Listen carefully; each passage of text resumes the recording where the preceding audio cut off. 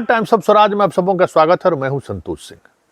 और आज हम टाइम्स ऑफ स्वराज के खास कार्यक्रम के पाठक में पाठक के उस गैरकानूनी हरकतों की चर्चा करने जा रहे हैं जिसकी वजह से आने वाले समय में सरकार और शिक्षा विभाग की मुश्किलें बढ़ जाए तो कोई बड़ी बात नहीं होगी।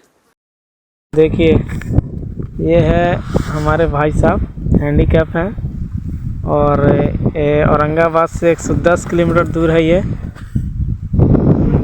बाइक से यहाँ लेके आए हैं हम। ये खेत में है, ये स्कूल है रोड से कम लगता है कि आधा किलोमीटर। ये हैंडीकैप हैं, देखिए कैसे चल रहे हैं, कैसे जा पाएंगे बारिश में। अभी तो नहीं चल पाएंगे, इतना दूर जाना, डेली आना, ऊपर से बारिश हो जाने के बाद तो जा ही नहीं पाएंगे। ये अब आस पास गाँव में है नहीं रहने का सुविधा है, नहीं खाने पीने का।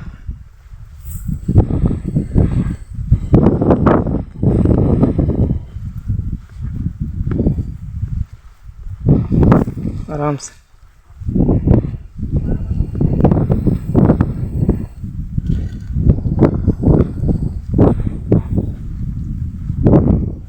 बड़ी दिक्कत है।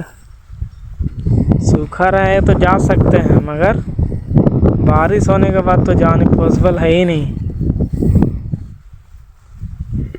दिक्कत है यार।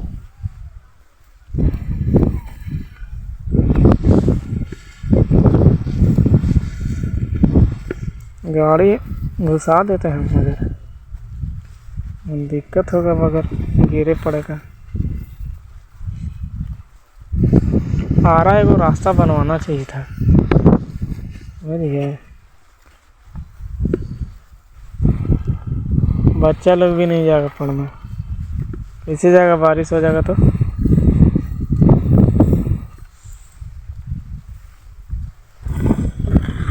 अभी देखिए, यहाँ अभी भी स्कूल दूर है।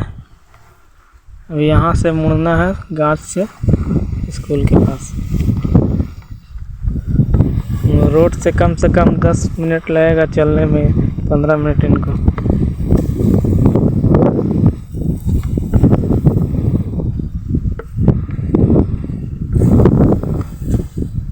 बना लेगा।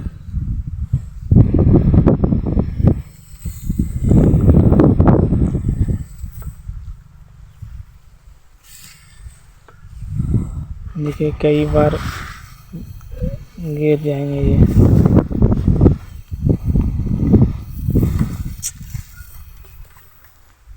सही बात है।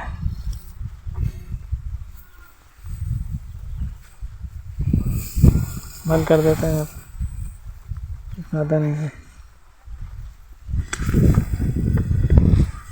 पकड़ रहे हैं, हाथ रखिए मेरे पे, चलते हैं। इस कानून को अगर हाथ में ले तो इसका मतलब क्या है?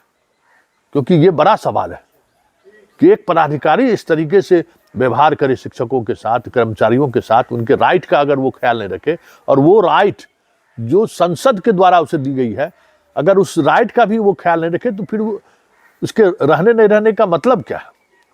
क्योंकि आपकी जिम्मेवारी है कि संसद द्वारा पारित कानून का अनुपालन कराना। इसलिए आप आईएएस हैं, आईएएस की जिम्मेवारी है कि उस कानून को पालन करना, लेकिन आप कानून का खुल्लम खुल्ला उल्लंघन कर रहे हैं।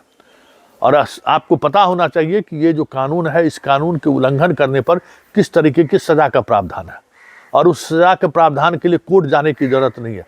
हर स्टेट में इसका एक अपना आयोग है, जो आयोग आपको कभी भी किसी भी समय बुलाकर पनिश कर सकता है। लेकिन जिद है कि हम सबसे ऊपर हैं, तो ये जो जिद है, इस जिद की वजह से शिक्षा विभाग का आने वाले समय में क्या हाल होगा कहना मुश्किल है। लेकिन के पाठक जैसे पदाधिकारी भी अगर इस तरीके से कानून को नज़रअंदाज करे और ये समझने लगे कि हम कानून से ऊपर हैं, तो फिर तो चीज़ें नहीं चलेंगी। सवाल उठेगा ही, और सवाल उठेगा तो मजबूती के साथ उठेगा, और इन सवालों का जवाब के पाठक को देना होगा। वो कानून के बंधन से मुक्त नहीं है। जिस कानून के सहारे उनके आदेश का अनुपालन होता है, उसी कानून के तहत ये भी आदेश है कि आप विकलांग को किस तरीके से किस जगह पर आपको पोस्टिंग देना है, और जहां उसकी पोस्टिंग आप कर रहे हो तो वहां उनको किस किस तरह की सुविधाएं देनी चाहिए। और ये सारा अधिकार उनको संवैधानिक तरीके से भारतीय कानून के तहत उनको दी गई है।